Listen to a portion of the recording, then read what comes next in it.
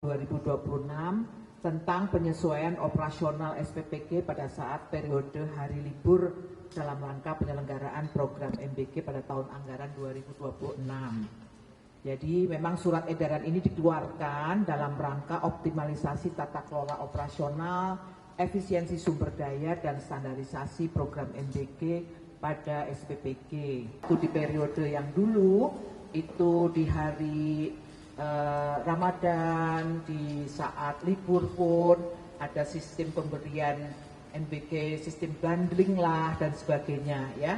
Nah, untuk kali ini kebijakan yang kami ambil adalah kami benar-benar tidak mendistribusikan MBG dengan maksud tadi untuk standarisasi tata kelola operasional, efisiensi sumber daya. Mungkin seperti yang Ibu dan Bapak juga tahu, saya sudah sampaikan pada saat doorstop lalu ya, kami BGN ingin melakukan tata kelola kembali, penataan kembali sehingga mengambil momentum liburan sekolah ini. Dan di dalam SE tersebut setiap SPPG yang selama ini mendapat insentif sebesar 6 juta per hari, walaupun tidak melakukan operasionalisasi secara penuh, misalnya penerima manfaatnya tidak 3.000, lalu belum beroperasi secara, maksudnya belum operasional secara penuh karena tadi penerima manfaatnya belum mencapai 3.000, maka di dalam SE ini menegaskan bahwa dengan tidak didistribusikannya MBG, maka seluruh SPPG yang tidak beroperasi tidak akan mendapat insentif. Nah, itu yang garis bawah yang penting ya.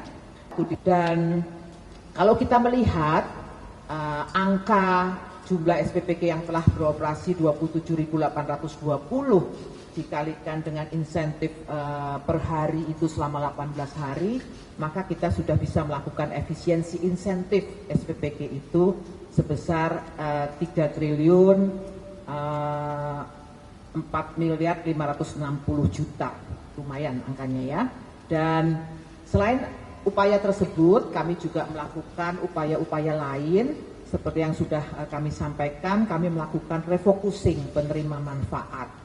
Dan saat ini sampai hari ini ya, nanti tolong diperhatikan betul nih kalau menulis ya, sampai dengan hari ini, tanggal hari ini kami sudah melakukan pendataan dan sudah teridentifikasi 76 sekolah di Pulau Jawa. Sementara ini ya Ibu dan Bapak ya, nanti nulisnya kok cuma segitu gitu, nanti ini lagi sampai per hari ini 76 sekolah di Pulau Jawa dengan jumlah penerima manfaat 39.352 siswa itu juga akan kami efisienkan dengan memfokuskan nantinya anggaran yang tadinya untuk di situ, kita akan memfokuskan untuk program MBG kepada anak-anak yang memerlukan intervensi pemenuhan gizi ya.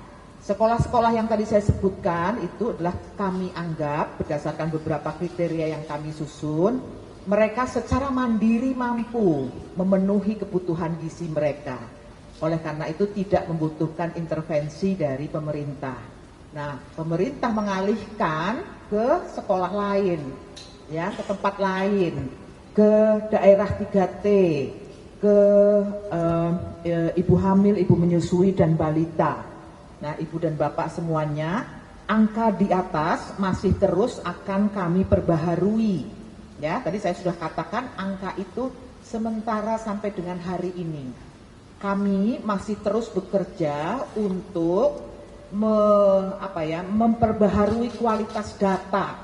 Ya, karena data itu sangat penting untuk menjadi dasar bagi kami membuat kebijakan tentang refocusing penerima manfaat. Jadi saya baru menyampaikan per hari ini ya, nanti jangan ditulisnya, oh kok cuma segitu, enggak, per hari ini. Tapi masih akan terus, bisa jadi akan terus bertambah karena memang kami melihat beberapa indikator ya. Ada kerentanan gizi, kondisi sosial ekonomi, akses terhadap pemenuhan gizi dan sebagainya. Itu nanti yang akan kami injek di dalam data-data yang kami sudah punya, agar pada akhirnya nanti kami benar-benar bisa melakukan refocusing penerima manfaat kepada rakyat di Indonesia ini, anak-anak Indonesia ini yang benar-benar membutuhkan intervensi gizi dari ini. Sekali lagi, hal ini kami lakukan agar program makan bergizi gratis ini benar-benar secara efektif, ya, efektif itu diberikan kepada memang yang tepat sasaran dan efisien, karena nanti angkanya yang akan digunakan APBN pun bisa lebih kita efisienkan lah, kita hemat. Mungkin itu yang pertama dari saya. Terima kasih. Sekali